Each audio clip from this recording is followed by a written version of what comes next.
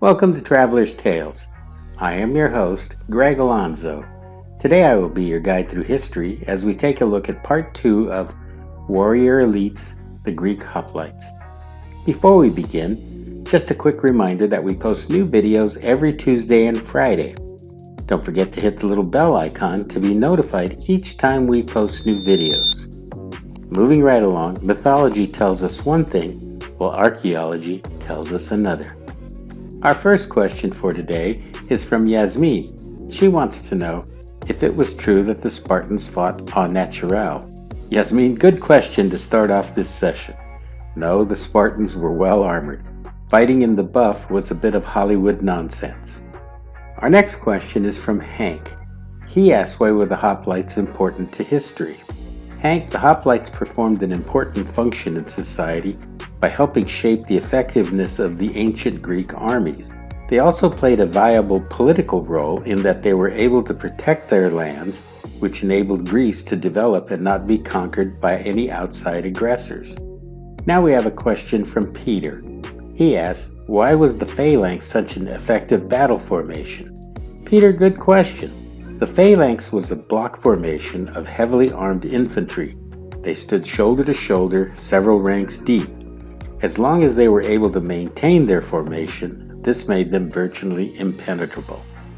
Now we have a comment from Ross. He goes on to say that he read somewhere that the phalanx eventually evolved into the beginnings of European battle formations. Yes, Ross, you are quite correct. Most military scholars believe that the phalanx served as the basis for modified tactics in the gunpowder area. Let's press on. Now we have a question from Lance. He wants to know, who invented the phalanx formation? Lance, it is generally accepted that the Sumerians were first to make use of the formation. It is believed that their phalanx was 6 rows deep. Now we have a question from Stephanie. She wants to know if 300 Spartans held off Xerxes and his immense army at Thermopylae. Stephanie, the Spartans were able to hold off the Persians for 3 days. What is often forgotten is that the 300 Spartans led a Greek force of roughly 7,000 men.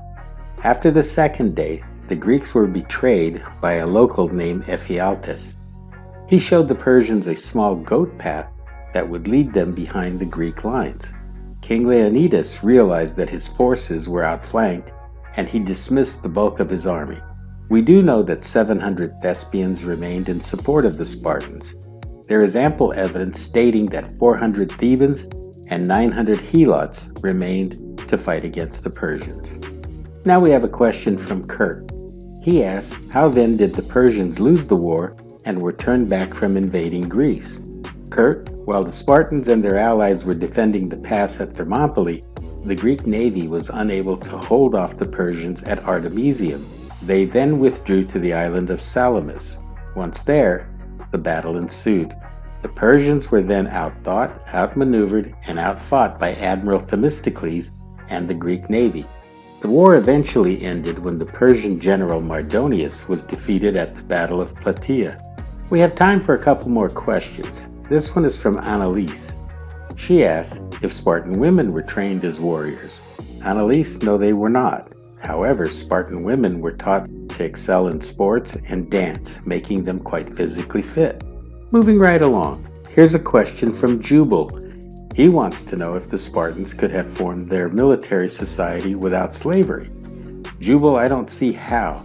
The Spartans did nothing but train for combat, while their slaves, the Helots, did all the work necessary to keep the state running and alive and well. Our last question for today is from Melanie. She asks if it is true that the Spartans ate some disgusting food. Yes, Melanie, I believe that you're referring to melas zomos. This means black soup. It consisted of pig's legs, salt, vinegar, and pig's blood. The other part of their diet mostly consisted of barley. They did drink wine, however, drinking to excess was frowned upon, and they cautioned against drunkenness. This brings us to the end of part 2 of Warrior Elites, the Greek Hoplites. Thank you for joining us for this edition of Traveler's Tales. Just a reminder that we post new videos every Tuesday and Friday. Don't forget to hit the little bell icon to be notified each time we post new videos. For your convenience, we have also posted our email address and Instagram information. We enjoy hearing from our subscribers and encourage you to send us your questions and comments. If you haven't subscribed to Traveler's Tales, please do. This really is the best way to help our channel grow. Traveler's Tales will return with Aristotle, the father of philosophy. Until we meet again at the crossroads of folklore and fact, Karatistos.